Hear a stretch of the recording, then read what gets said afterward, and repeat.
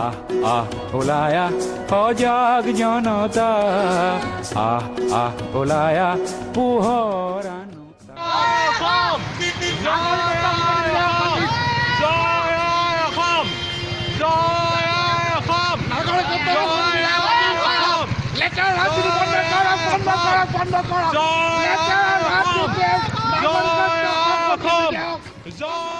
নাগৰিকত্ব সংশোধনী বিধেয়কৰ বিৰুদ্ধে সমগ্ৰ ৰাজ্যজুৰি প্ৰতিবাদ চলি আছে। কিন্তু এই মুহূৰ্তত যোৰহাটৰ এটা বিশেষ দৃশ্য আমি দেখুৱাব বিচাৰিছোঁ। এজন ব্যক্তি অকলেই ৰাজপথলৈ ওলাই আহিছে হাতত জোৰ লৈ।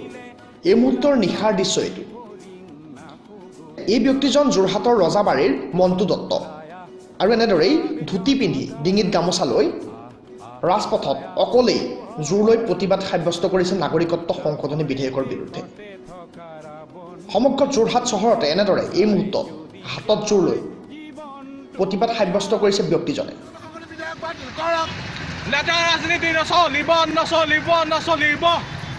নাগৰিকত্ব সংশোধনী বিধেয়কৰ লেতেৰা ৰাজনীতি বন্ধ কৰক, বন্ধ কৰক, বন্ধ কৰক।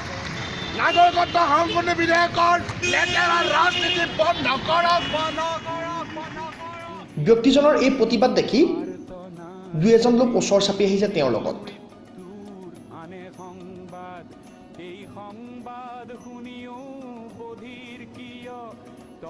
কাৰোলৈ বাট নাচাই এনেদৰেই যোৰহাট ৰজাবাৰীৰ মণ্টু দত্ত নামৰ এজন ব্যক্তিয়ে নিশাৰ ভাগত এনেদৰে হাতত জোৰ লৈ ওলাই আহিছে প্ৰতিবাদ সাব্যস্ত কৰিবলৈ নাগৰিকত্ব সংশোধনী বিধেয়কৰ বিৰুদ্ধে।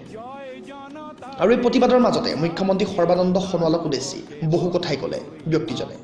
আমাৰ ৰজাবাৰীৰ নামটো মণ্টু দত্ত। আমাৰ সৰ্বানন্দ সোণোৱালক সৰ্বানন্দ সোণোৱালটো আমাৰ কংগ্ৰেছ বা বিজেপি যোনেই নহওক, যোন চৰকাৰে যোন গভৰ্ণমেণ্ট নহওক, যোন মিনিষ্টাৰে নহওক, যোন চিফ মিনিষ্টাৰ হওক, আমাৰ কোনো শত্ৰু নহয়। কিন্তু তেওঁলোকে জনতাৰ দেশৰ নীতিবদ্ধ কাম কৰে আৰু সেই তেতিয়াহ'লে আমি তেখেতসকলক সদায় বিৰোধ কৰিবলৈ বাধ্য হওঁ। গতিকে তেখেত এজন জাতীয় নায়ক বুলি পৰিচিত হৈছিল। তেতিয়া জাতীয় নায়কৰ বা খলনায়কলৈ গৈ আছে, খলনায়কৰ চৰিত্ৰলৈ তেখেতৰ পৰিগণিত হৈ আছে।